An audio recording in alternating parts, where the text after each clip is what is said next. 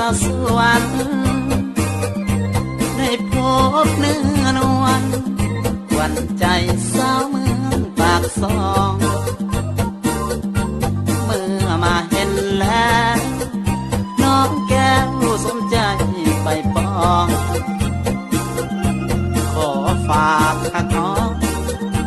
งานทองได้บอกคนดี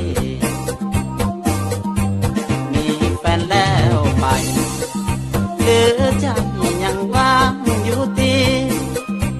เราต้องน้องไม่คนนี้นาลีขอฝากดวงใจอยากมาหวงแดนมันแก่นแสนสีวิไลว่าน้องสามัย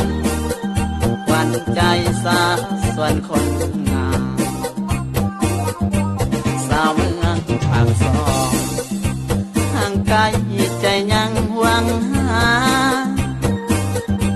คิดเห็นแต่นางแก้วตา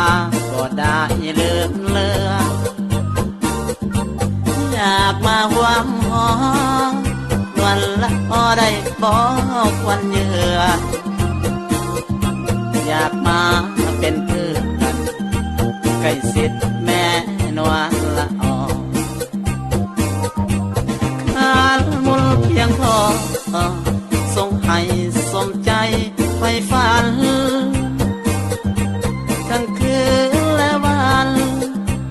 อ้ายนางสิขันอาสา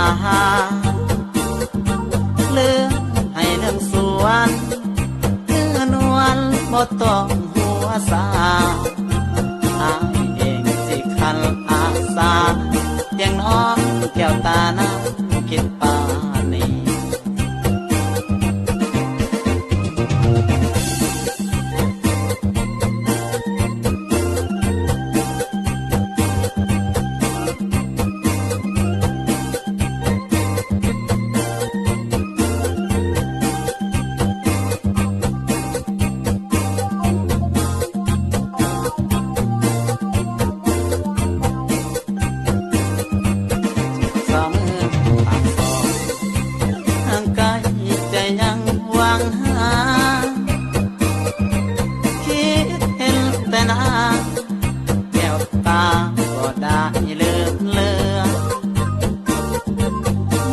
มาหวังหอ